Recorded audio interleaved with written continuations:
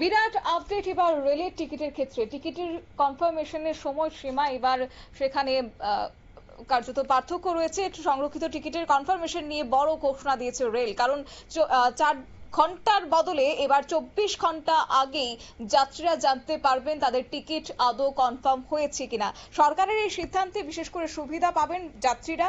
এই প্রসঙ্গে যাব বিস্তারিত, আমাদের সঙ্গে যুক্ত হয়ে গেছে প্রতিনিধি সৌম্য মুখার্জি। সৌম্য, ট্রেনের টিকিটের কনফার্মের ক্ষেত্রে এই বিরাট একটা ঘোষণা দিয়েছে রেল, কতটা তাৎপর্যপূর্ণ এবং কি জানতে পারছো?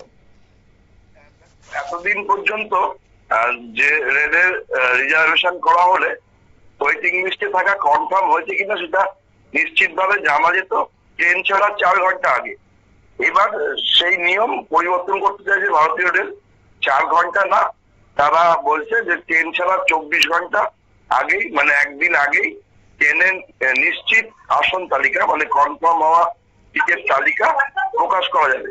এই বিষয়ে ইতিমধ্যেই কাজ শুরু হয়ে গেছে। খুব শিগগিরই গোটা দেশ জুড়ে এটা তারা চালু করবে বলে জানা গেছে। এতদিন পর্যন্ত দূরপাল্লা হোক বা মাঝারি দূরত্বের ট্রেন স্বচ্ছন্দে যাতায়াত করতে অনেকেই আগে থেকে টিকিট কেটে রাখে এমনিতেই। এতদিন 2 মাস আগে থেকে সংরক্ষিত টিকিট কাটার সুযোগ পাচ্ছে এখনকার নিয়ম অনুযায়ী। আগে কিন্তু 4 মাস ছিল। আর এখন অনেক ক্ষেত্রে দেখা যায় যে অনেক ট্রেনের বুকিং শুরু কয়েক ঘন্টা বা কয়েকদিনের মধ্যেই টিকিট ফুরিয়ে যাচ্ছে, আর লম্বা হচ্ছে ওয়েটিং লিস্ট। ফলে যাত্রীদের 4 ঘন্টা আগে যারা জানতে পারতো যে তাদের টিকিট আদৌ যদি কনফার্ম না হয়, তাহলে তারা গন্তব্যস্থলে যাওয়ার জন্য বিকল্প ব্যবস্থা কিছু করে উঠতে পারতো না। ফলে তাদের যাত্রাটাই ক্যান্সেল করতে হতো, মানে তারা পরে যাওয়ার জন্য আবার অন্যরকম কোনো ব্যবস্থা করতো। যাত্রীরা অভিযোগ করছিল যে 4 ঘন্টা আগে জানার জন্য শেষ মুহূর্তে কোন রকম তারা বিকল্প ব্যবস্থা করতে পারছে না। রেলের কাছে বারে বারে এই নিয়ে অভিযোগ ছিল, আর এই অভিযোগের সুরাহা করতেই এবার রেলের তরফ থেকে পদক্ষেপ নেওয়া হচ্ছে। রেলের বোর্ডে এইটা নিয়ে আলোচনা হয়েছে। পরীক্ষামূলকভাবে বিষয়টা শুরু করা হলেও পরে এটা গোটা দেশ জুড়েই চালু করার চিন্তা ভাবনা রেল করছে। বর্তমানে রাজস্থানের বিকানের বিভাগে এই নতুন নিয়ম চালু করা হয়েছে।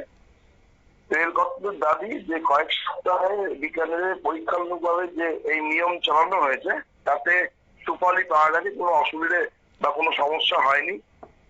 রেলমন্ত্রী অশ্বিনী বৈষ্ণব গত 21শে মে বিকানির স্টেশন পরিদর্শনে গিয়েছিলেন। সেই সময় রেলের স্থানীয় আধিকারিকরা তাকে এই বিষয়ে জানান। তখন রেলমন্ত্রী তাদের সম্মত দিয়েছেন, বলেছেন যে পরীক্ষামূলকভাবে এটা চালানোর জন্য। তারপর থেকে এটা তারা বিকানের স্টেশনে চালানো হচ্ছে।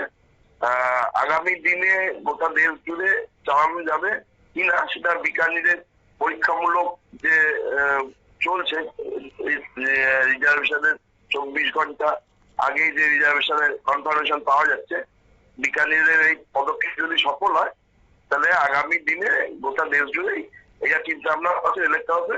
আশা করা যাচ্ছে যে আসন্ন যে বর্ষাকালীন অধিবেশন হবে সংসদে, সেখানে রেলের তরফ থেকে এই বিষয়ে আলোচনা করা হতে পারে।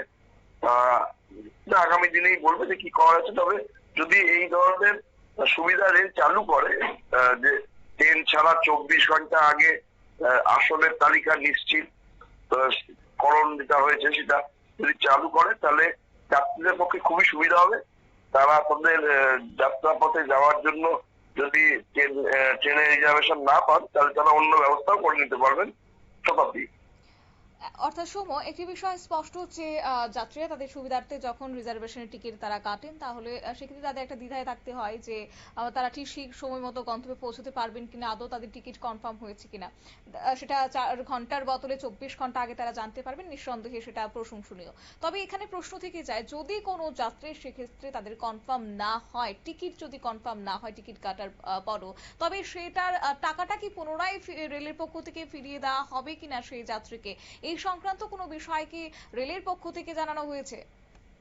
হ্যাঁ, রিফান্ডের ক্ষেত্রে রেলের যে পুরনো পলিসি ছিল সেই পলিসি বজায় থাকতে, যেভাবে অনলাইনে টিকিট কাটলে যদি ওয়েটিং লিস্টের টিকিট কনফার্ম না হয় তাহলে টিকিটের টাকা অনলাইনে আইআরসিটিসি বা এই ধরনের অ্যাপ ব্যবহার করে যে টিকিট কাটা হয়েছে, অনলাইনে যে অ্যাকাউন্টের মাধ্যম দিয়ে টিকিটটা কাটা হবে।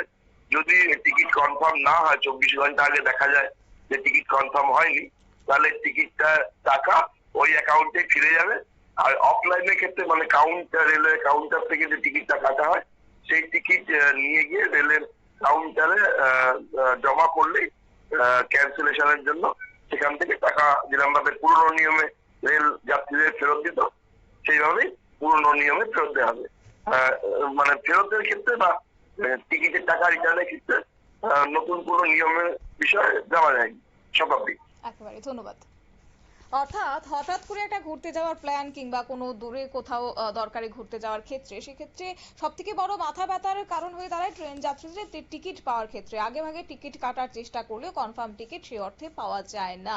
কিন্তু বর্তমান সময়ে রেলের পক্ষ থেকে এই বিরাট ঘোষণা, যে কনফার্মেশন নিয়ে এবার বড় ঘোষণা করে দেওয়া হয়েছে। 4 ঘন্টার বদলে 24 ঘন্টা আগে কনফার্মেশন টিকিট সেখানে হয়েছে কিনা সেই বিষয়টা জানতে পারবেন যাত্রীরা একই সঙ্গে। যদি কোনো যাত্রীর সেখানে টিকিট বাতিল হয় কিংবা কনফার্মেশন টিকিট না পায়, তাহলে পুনরায় কিন্তু 3 গুণ টাকা এবার দেওয়া হবে, এমনই ঘোষণা রেলের পক্ষ থেকে। নিয়ে নিচ্ছি ছোট্ট একটি বিজ্ঞাপন বিরতি, সঙ্গে থাকুন।